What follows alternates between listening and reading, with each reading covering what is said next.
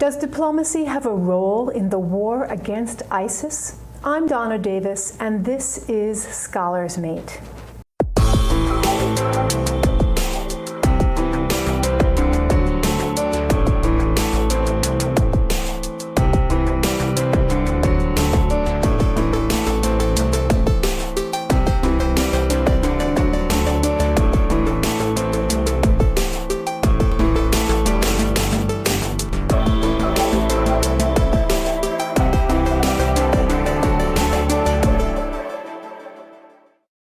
Hello, and welcome to Scholar's Mate. I'm your host, Donna Davis. The U.S. military conflict with the Islamic State, also known as ISIS or ISIL, continues almost a year after President Obama announced the offensive. Here he is, speaking at the Pentagon. Our strategy recognizes that no amount of military force will end the terror that is ISIL, unless it's matched by a broader effort, political and economic, that addresses the underlying conditions that have allowed ISIL to gain traction. They have filled a void, and we have to make sure that as we push them out, that void is filled. But while the campaign continues with no end in sight, few have asked whether the conflict should be primarily a military one. That's what we'll discuss today. Joining us is Stephen Miles, Advocacy Director for Win Without War, a diverse coalition of 40 member organizations formed in opposition to the wars in Iraq and Afghanistan and the underlying national security strategy that created them. Also joining us is Tony Shaffer of the London Center for Policy Research. He is a retired Army Lieutenant Colonel and expert on national security. He is a senior advisor to multiple organizations on terrorism, cyber operations, and counterinsurgency issues. Gentlemen, thank you both for being with us. So, Stephen Miles, you are of the opinion that the offensive against ISIS should not be primarily a military one. Could you explain? Sure, absolutely, and thanks for having us here tonight. This is an important conversation. Very happy to be taking part in it. So I think we need to take a step back and look at the conflict and start to ask ourselves some of the big questions. You know, one of them is we've been bombing Iraq as a country for about a quarter century now, 25 years. If bombing Iraq was going to make it a more stable and more secure country, by now, Iraq would be Switzerland. The reality is that these conflicts, both at their core in Iraq and in Syria, do not have military solutions. They are at their core political problems. And as long as we continue to delay finding those political solutions, as long as we continue to add gasoline on the fire that is these conflicts, we're going to find ourselves further away from peace, and these conflicts are going to rage on. Tony, do you agree that this should not be primarily a military effort? While I agree with Stephen's fundamental point that the underlying issues are political and thereby requiring ultimately a political solution, and fueled by our invasion of Iraq, the military aspects of that were not our finest moment, I do believe at this point in time a military solution should be the primary one put forward. And there are two camps on this. The neocons believe that we should, led primarily by Senator Lindsey Graham and others, that we should essentially put back in place about 50,000 to 100,000 troops to basically restabilize Iraq. I am not of that school of thought, but it is there. And their belief is we need to go in and clean house, reestablish basic good order and governance, and then transition it back to the Iraqis. I don't believe it'll work any better this time if we did it than last time we did it when we left in 2010. So what is the alternate military solution? We believe, after studying this and engaging with Middle Eastern countries to include Saudi Arabia, Egypt, Jordan, is that we need to look at how to help the Arabs organize for their own defense, for their own protection. And that would be what we call a military NATO. We believe that ultimately, for now, immediately, you must stop the bleeding. You must cauterize the wound. And as much as I think any military force, which would include our troops on the ground, our boots on the ground, we would automatically become the issue. I think if we use a proxy which is well-trained, well-equipped, and able to work with the population to reestablish governance of some order, basically some level of civilization, if you will, I do believe that the military premise, the military solution, is the one that we need to put forth right now. Stephen, how do you feel that this governance and stabilization should take place in country? Well, I think that's the core issue, right? And I think that part of the problem, I think there's two problems with what Tony just said. The first is that when we lead with the military, it is the dominant force. Everyone in Iraq, everyone in Syria who's looking to the United States is going to look to the military. We saw this play out over the past 14 years in Afghanistan, where we've tried to do diplomacy, we've tried to do nation building. The only efforts we've actually really seen at peace process with the Taliban and others are happening now that primarily most of the troops are gone. Because when you have significant forces of the U.S. personnel, and it doesn't matter in this case really whether they're on the ground or whether they're there as trainers and then flying overhead, when the U.S. military is the tip of the spear for American foreign policy, it's what's going to dominate. So we're not going to be engaged with focusing on political solutions. We're not going to be leading at the diplomatic table. And we're not going to have the credibility to, because we're going to be one of the combatants.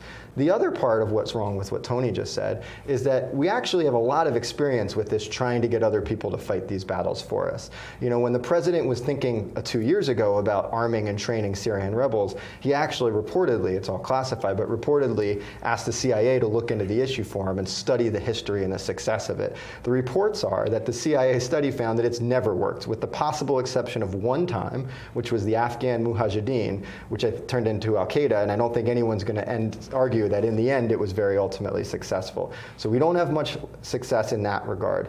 We've tried big wars, we've tried small wars. What we haven't tried is the political solutions, and that's where we need to put our efforts.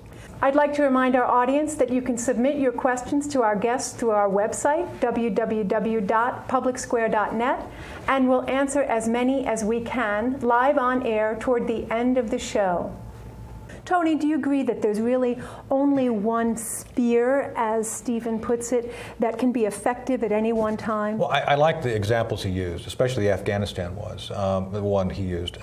He's absolutely correct that right now, finally, after 13 years, we're finally got the Taliban to the point of where they're going to negotiate, I believe, some conclusion to the war with the government. Ultimately, that solution is a diplomatic one. I've said that, others have said that, and our being there in force of 100,000 more was never going to work. A lot of us knew that. But with that said, still there today, General Campbell is conducting military operations using special operations forces to help shape and help the Afghans do the job they have to, which is to basically bring and retain stability to the region. I'm not one for putting mass amounts of troops in. I am for two things: for having enhanced very deep intelligence and understanding of whatever's going on.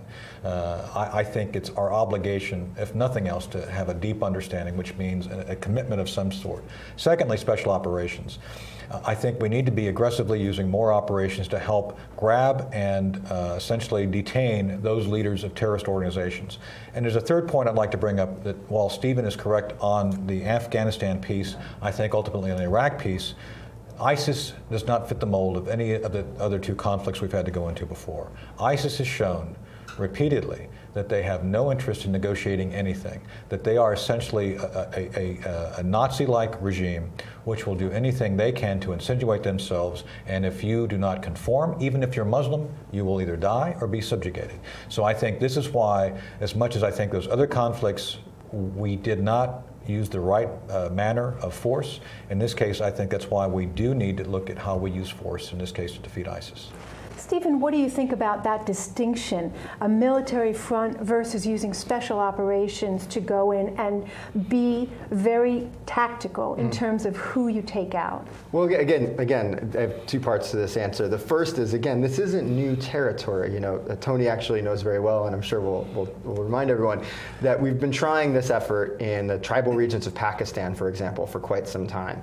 In the time period we've been trying it, the Pakistani tribal areas have gotten far more violent. They've gotten far more safe havens for terrorists. It is far less stable now and today than when we were, and it's destabilized the rest of Pakistan along with it. The other place we've been doing this significantly is Yemen, and today Yemen is far worse off than it was before these operations started. Now there's lots of other factors at play in there, but it's certainly not a panacea that's going to solve these problems. The other part of the answer is that we really aren't exploring these political solutions. And I think Tony throws up one of the biggest straw men we hear, which is that ISIS is terrible, horrible people and you can't negotiate with them. They are horrible. They're absolutely despicable. The things they do are abhorrent. They rightly shock our conscience as humans. But no one's talking about negotiating with ISIS. Let's get real and recognize we're talking about somewhere in the neighborhood of 20 to 30,000 fighters right now fighting for them. Now, even accepting that all of those are actually true believers, which they aren't, many folks fight for ISIS because they're the best paying gig in town. They pay more than any of the other militias in the area. But let's assume that they're all part of the fighting force because they want to be. You're talking about a region that between Damascus and Baghdad has somewhere north of 20 million Sunni Arabs.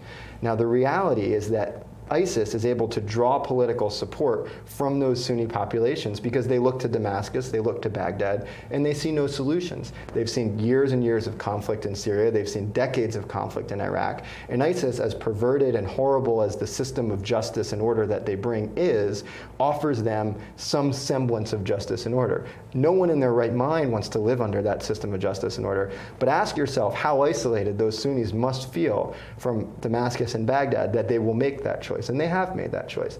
Our calculus has to be, how do we drive Sunnis away from ISIS? How do we do what we did in Iraq during the awakening, which was not a troop surge first and foremost. It was winning over the Sunni tribes and convincing them that there was a better future and that they should turn their back on what was then Al-Qaeda in Iraq, but really is the predecessor organization to ISIS. If you don't do that, you cannot win this battle because they will always find safe haven in those communities, and you cannot kill your way out of that problem. Tony, what do you think about Steve's point that we should be negotiating? It would seem to me that I'm not sure whom we would negotiate with. Excellent point. Well, there's three centers that I think we have to recognize, and he mentioned two of them, Damascus and Baghdad. Those are both areas where the population there has basically has established a huge distrust. The Sunni elements, which are now supporting and harboring ISIS, don't trust Baghdad because they feel it's become a Shia satellite of Iran. Therefore, you cannot trust that.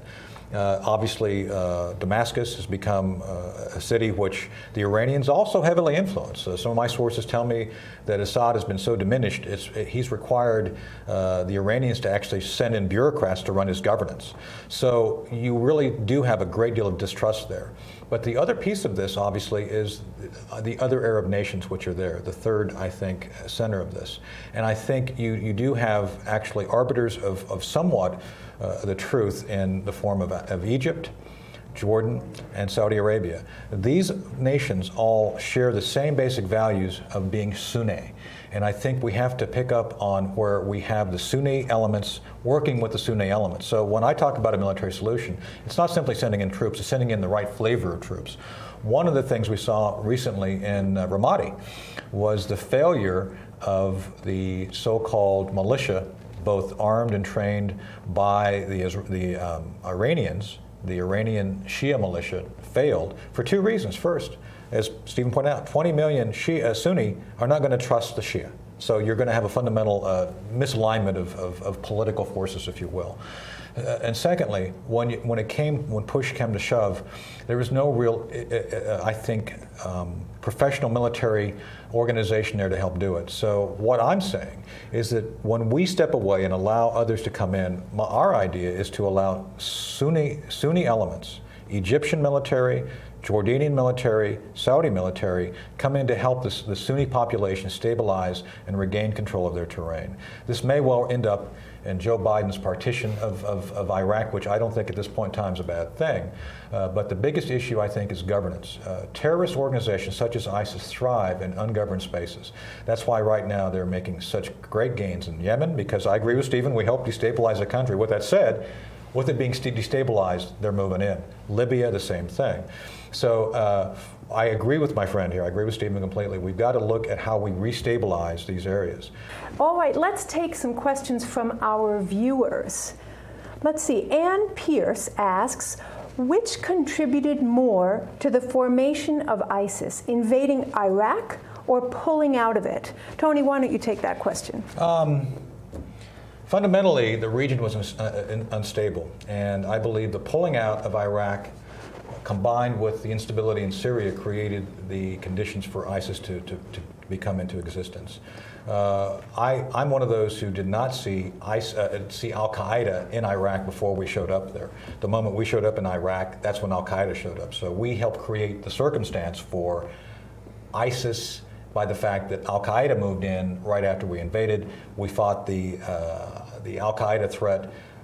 We fought that back.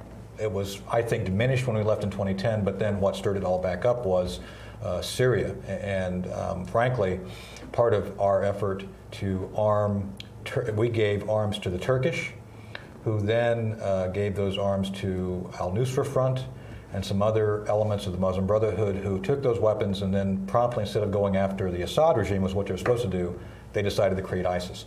So we kind of created both ends. We helped create the instability in the region, and then ultimately we, through this back door through Turkey, who Turkey wanted Assad gone, we supported Turkey in this, which was a mistake. And then when we gave Assad those weapons to give to those so-called moderate Islamic radical elements, they decided to go in a different direction.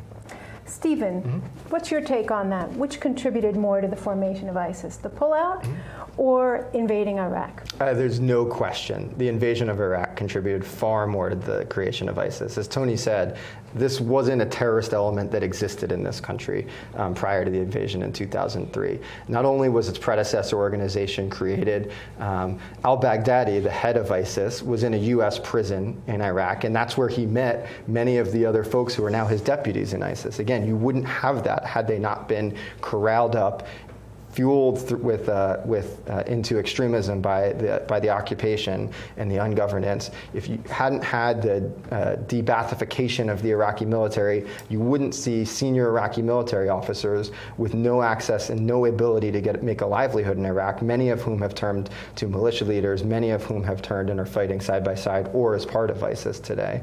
And finally, Tony mentions ISIS's weapons. ISIS's #1 supplier of weapons is America. Let's get Tony respond. What do you think? Is he right about that? Unfortunately, Stephen is completely correct. I mean, there's no daylight in our position on this. I think fundamentally we have made huge mistakes regarding both the arming of elements that we thought were going to go into Syria to do things to destabilize the Assad regime, and instead they destabilized Iraq. And as he said, we have, let's go as recent as Ramadi. There was weapon systems to include Humvees just coming out of crates, which were left in Ramadi, which ISIS basically picked up, took the keys, and were able to drive off on. So, well, I think the area where we disagree, though, is that I don't think you added fuel to this fire by bringing U.S. troops home. I think the 10,000 U.S. troops that somehow folks say, and I think Tony alluded to if they were still there, they aren't magic. They wouldn't have solved this problem. Well, this is where, again, I think you're right, we do disagree. I think once, as Colin Powell once said, you break it, you own it. And this is where I think every other country that we've gone into regarding war, Germany, Japan, we all have maintained some level of military presence there. And in my judgment, as a military tactician, it was not wise to have invested 10 years in rebuilding military capacity for a federated Iraqi government, a federated government which included, theoretically, the Sunni, Shia, and Kurds. That was the ultimate objective. So I think that was laudable. If that was a stated goal, if that was what was supposed to be done, generals, to include General Austin, the current commander of Central Command, recommended 20,000 troops to be maintained. And I think that's where we made a mistake. Either you go for it broke and you maintain the training, season the military, or you pull out and then expect consequences, which we did. So. We have another question from a viewer. Albert Simmons asks, if other Arab states aren't fighting ISIS with ground troops, what does that say about the ISIS threat itself? Stephen, why don't you take that one? I think it speaks volumes. I think when people in the neighborhood aren't willing to put their lives on the line in the fight, you have to ask yourselves why we should be coming in from 10,000 miles away to put our lives on the line. You know, just real quickly on Tony's last point, the difference is we weren't welcome in Iraq. There was 0 U.S. fatalities in all the years of the occupation, all the years of U.S. troop presence from combat in Japan. It's not the case in Iraq. It wouldn't have been the case in Iraq. But back to your question, this is a hotbed of violence and extremism in the region. There are deep fueling conflicts that are feeding into this. And other countries don't want to get their troops in the middle of it. And that is part of the problem. And the reality is that if they don't want to solve it, if they aren't willing to sit down at the negotiating table to solve it, there is very little we can do other than manage the crisis. Tony? I agree with Stephen, but I think there's a path forward that we could all agree upon, and I'd like to try to outline it. Stephen is absolutely correct. There's nobody motivated to fight for the status quo. That's why the Iraqi army is not even willing to fight for the status quo. That's why you don't have, you created the federated army for a country which was actually together as a federation. It no longer exists, so therefore every time you try to put together this federated army that includes the Sunni, Shia, and Kurds, it falls apart because there's no country they're fighting for. So fundamentally what you need to do is change the motivation then. Okay, you're right. Nobody wants to fight for status quo, then let's give them a roadmap to figure out how to fight for what's important to them. And this is where I think the partition idea has a great deal of relevance. I fundamentally have no problem with the Kurds creating their own state. I think the Kurds have been in many ways very emblematic of what we would like to see regarding a democracy. They've already essentially have their own federated lands. President Barzani runs them as a federation. They actually have territory in Syria, Iraq, and Turkey. I think we ought to honor their will to be together. The other thing is that these borders that we're trying to protect, this federated idea, was built in the latter part of the 19th century. We need to give it up because I think that would get people to be motivated to fight for it. Thank you, Tony. Okay, now it's time for Answer This, where each guest gets to ask a question directly to the other. Who would like to start? Stephen, I had a question about Syria.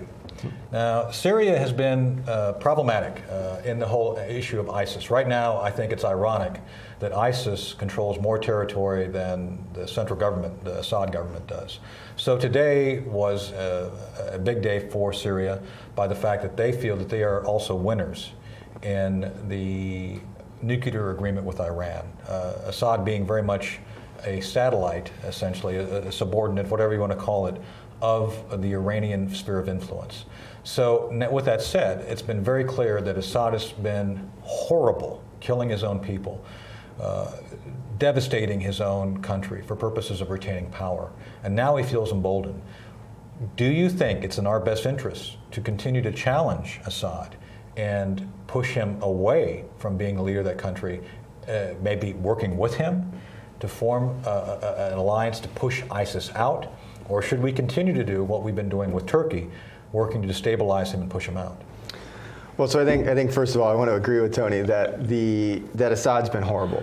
This is a man who slaughtered his own people, and I, for one, would much rather see him in front of a judge in The Hague than in a presidential palace in Damascus. That said, we had not, again, dissimilar situations to look at in history. Saddam Hussein, horrible dictator, slaughtered his own people. Muammar Gaddafi, horrible dictator, slaughtered his own people. We have two different styles of getting rid of those dictators through a military approach. The heavy-handed, massive invasion in Iraq, the light footprint, light touch invasion or overthrow in Libya. Both have gone horribly wrong.